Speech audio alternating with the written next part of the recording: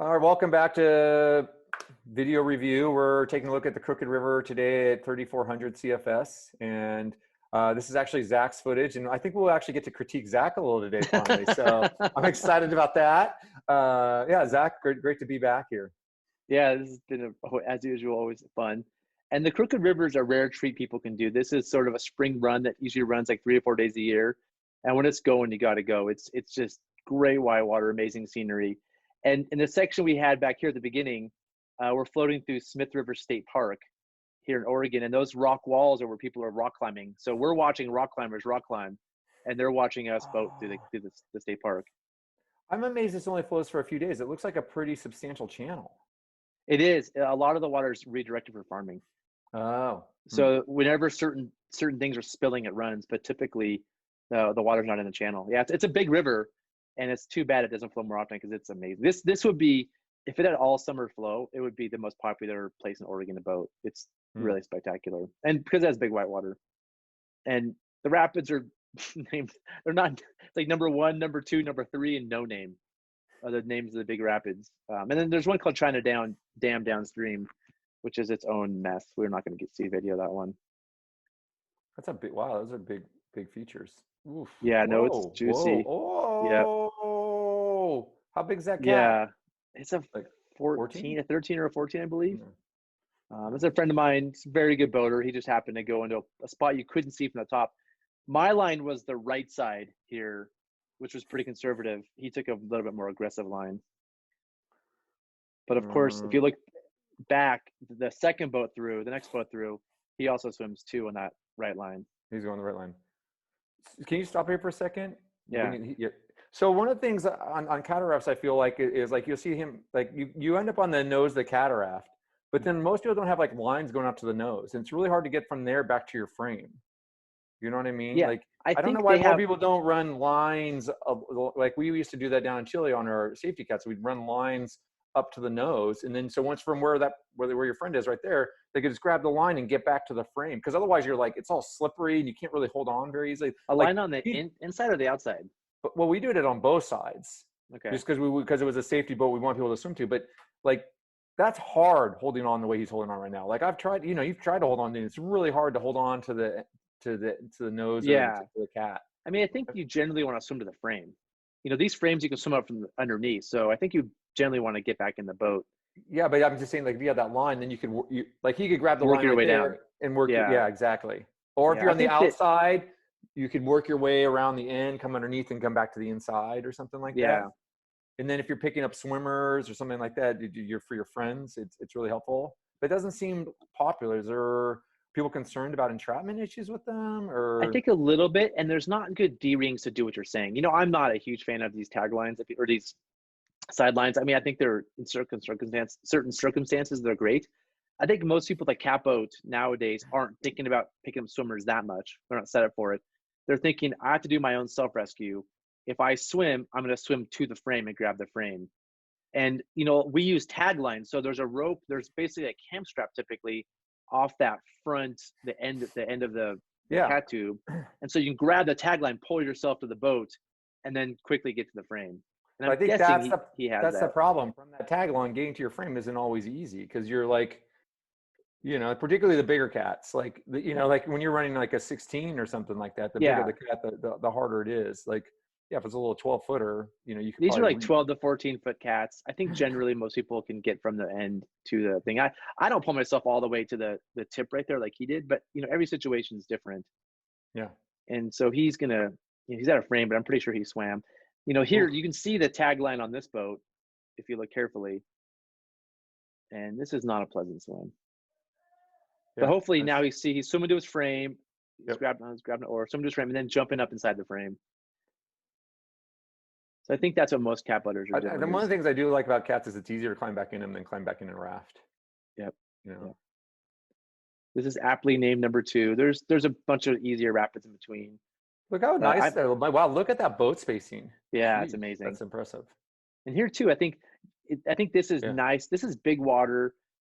Swim. Let's go back there. A swim here, even though this is easy whitewater here, a swim here would be cold and kind of terrifying. And so being pretty tight in the easy rapids is big. And another key part of that is that because that's a pretty big group, and if you're spread out more, Yeah. you can't keep track of the. If you're the front boat, you have no idea what's going on in the back of the group. Yep. So this is the biggest rapid on the run. This is legitimately a Class 5 rapid, and it may not look really big from the video, but it was big, and we were all a little bit nervous this day. And so there were different groups at the river, some scouting while there was a running, and this is the first set of catboats with us. And there's a down the middle line that is juicy, and you may go into a massive hole. And I chose to take this really conservative far right sneak line. I think it's technically difficult. We had this talk before. Do you choose a technically difficult conservative line, or do you just go down the middle and try to gut things? And I usually go for the more technically difficult line.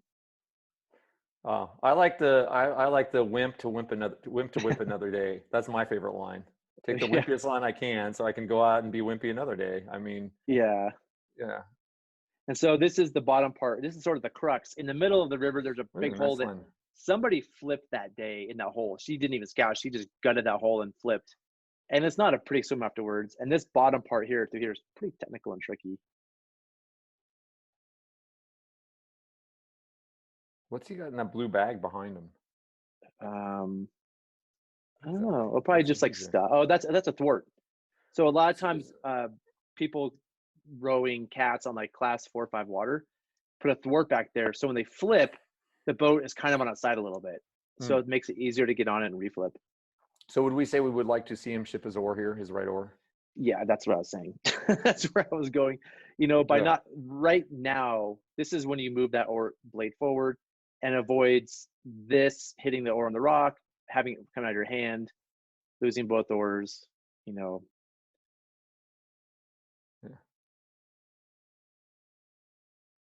So he doesn't make that right of that rock. I don't know if on purpose or not, but he's kind of headed towards that juicy hole. But is he gonna hit the seam between them? There's like a little. But he hits the seam between them. Yeah. Yeah, that's a nice line. Nice. I mean, that doesn't actually look that bad right there. That looks nice. This is.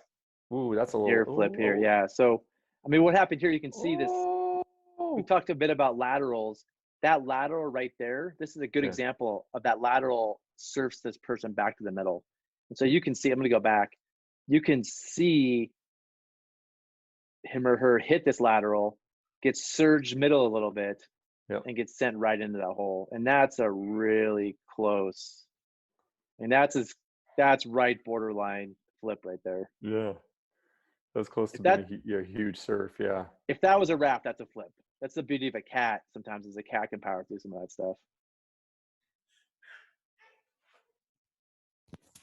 And then here's another cat from a different. I'm flying a drone here, so it's aerial footage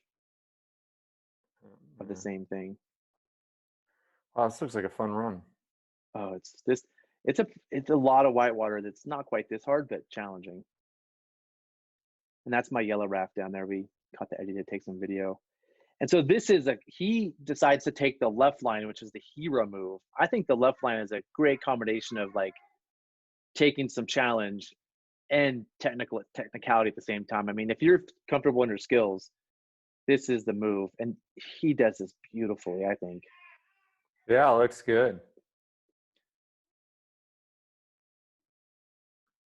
Ooh, man. Oh, that was close. That was close. But I just want to point out here that a lot of times he's 90 degrees of the current. He's pulling to the left bank. And your strongest way is to pull. He's pulling, and he's just pulling left pretty much the whole time. I'd like to see it, but a little farther downstream, I think. Just a little bit, a smidge downstream more. I mean, he did a good job maintaining it, but just a little. Yeah, there was good right in there. Maybe it's just the angle of the waves, but like right there. I agree with you. Almost a downstream ferry. Yeah. Yeah, but that was really impressive. Great line. This is my run. This is somebody on shore with their iPhone, I think doing it, and I'm pretty proud of my line. So stop here for a second, would you? Did you stop it? Oh, I did. Nice. Oh, nice shipped oar. Beautiful timing. So, I mean, it's interesting how you have the people not running in the front compartment. We used to do this a lot on like technical big drop rivers. We wouldn't run people in the front. I really like the way boats perform like this. Are you doing this all day or just for this rapid, or? I think mainly this rapid, if I remember right. I think it's more fun for them to be up front because they're Oh getting yeah. splashed and things. But Yeah. here, I wanted their weight. I wanted the bow to resurface quickly. Hmm. So if we went over a drop, the bow would resurface quickly. And I wanted the weight more central so it's easy to turn the boat. When the people in the front, the weight's more spread out, and it's harder to turn the boat when they're in front. Oh, and you're running pins and clips. Nice. Pins and clips, man. And yeah, I early shipped the ore knowing that we're going to go through this channel. Yeah, I think And that's a great example of like, yeah, just ship it and you use your left oar. Yeah, your left oar got pulled out of your hand, some too. I mean, yeah, but whatever. Yeah. yeah, ideally, Okay. I think I would have shipped both oars here, so they were super stable. Let me see what I did again. But I knew the right oar I needed to ship, Yeah. and I think I kept that left oar in the water to kind of make a little bit of maneuvering. But I was able to. This is the beauty of pins and clips. I was able to hold that oar through this drop for stability. Mm-hmm. It didn't get pushed anywhere, so I was bailing in my seat, quickly lost the oar, and came out. Oh, kayakers. Yeah, they get pretty close to the hole too. Oh, yeah. Pretty solid lines. Oh, geez, being that close to the hole is always a little bit nerve-wracking. And here's a friend of mine. This was a different group, and they R2'd it afterwards. And they're definitely taking that hero line that we talked about earlier, that left of the hole line. And these are very solid boaters right here. So, and they're sitting back from center, which is interesting. Yeah. They're almost stern loading their boat a little bit. And so paddling, your stronger stroke is forward. So they're forwarding to the left versus and versus the oar boat that was pulling to the left. Would you agree you're stronger forward in something like this, Aaron? Well, I would say, how do I say this? I think paddling forward, you're better at paddling forward. I don't know if the actual physical strength of the stroke is stronger, but you can move the boat a lot better. You can see where you're going. It works really well, much more than better. But what's weird, Zach, I would say is like when you're paddle captaining, is your pry stronger or is your draw stronger? I pry. Yeah. So there, I feel like your back paddle is stronger physically, but I agree with you. The paddling in the boat, like you just get better strokes in. It's easier to follow. Yeah. It's easier to time with all the waves. So I think you are stronger paddling forward just because you can paddle at the right time, have your timing down. You can adjust a lot better too as the water, with the waves at your hips. And so you can be more consistent with your paddling. So maybe, and some people argue like, oh, you can be stronger paddling that's back true. out. You can put more force into it for a stroke, like in flat water. But I think in something like this, yeah, you're way stronger paddling forward. Yeah. And I had to tell too, if I was running this in a paddle boat, if I'm making this aggressive left move, I would be forwarding. Partially because it's bigger volume over there. There's big waves to go through, and I have to drive left with momentum that powers of the hole. If I'm taking my right side line that's kind of wimpy, I'd be doing a lot more back paddles, dropping momentum, making slow moves, going over these drops one at a time and taking them apart. So if I was taking the technical right line, a lot more back paddling. I'm taking this like hero left line, I would do it more forward paddling.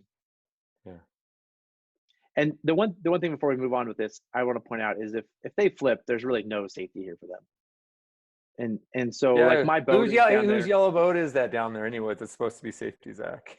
That's mine. And one of my friends has a throwback right there, but we're not providing safety. I never signed up to be their safety. I wish their kayaker friends had eddied out in there to wait for them because there's just no visible safety. You're pretty much like on the Tuam we talked about. You got if they're right at the boat with a throw bag, you're not gonna get someone. They go in that hole. No. Yeah. We're not providing any safety.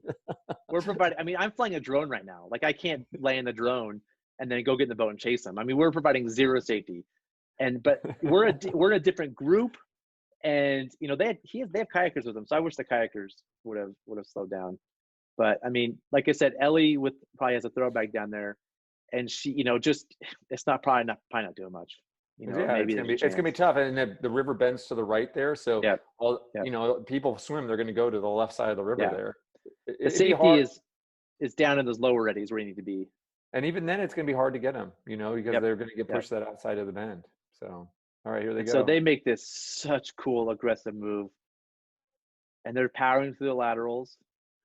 And they get why are they sitting like that? Do they like sitting like that? Is that their preferred, or they get spun around, or?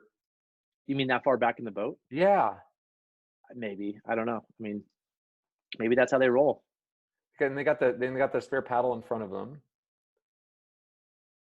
And so this is, this again, if you flip there, this swim through here is not fun. This is a cold Oof. water. I mean, it's a lot of swimming. And I mean, I don't see any boats down there. And I don't see any eddies down there. I don't see any calm water really to recover. Like, you're going. Yeah, I mean, there's a little bit of easy water, but yeah, it's hard to get out of the river if you swim in there. Yeah, that's a big feature they said too. But you can. There were some people. This is that same. They were hiding in an eddy you couldn't see. So there's some people there who were in an eddy down there. And one of these cats had flipped earlier, and so a lot of the cat boats went down to kind of help with that recovery, because there was a cat that did flip had kind of a long swim. Yeah, and that's the Crooked River. Oh, cool. That looks amazing. That looks so fun. Oh god, Yeah, it's gorgeous. It's an unreal place. Like, just really, really cool. Well, Aaron, we did it again, man. I hope we didn't offend anybody or say anything that's too cocky or obnoxious. We're just two guys doing our best to share our thoughts, and we're having a lot of fun doing this. So, Yeah. if you think that we're what we're saying is out of place, like, let us know. We'd appreciate knowing if we might start getting cocky soon, because so many people have said so many nice things about our videos, and so we sometimes need to be brought down a little bit. So don't hesitate to let us know. Yeah, and if there's anything else that you guys want us to talk about in particular or address, or you have any questions, let us know. We can look for footage to, yeah. We're really, this is a lot of fun. This is a great way to be on the river without being on the river. Absolutely. All right. Well, thanks again, Aaron. Yeah. Thank you, Zach.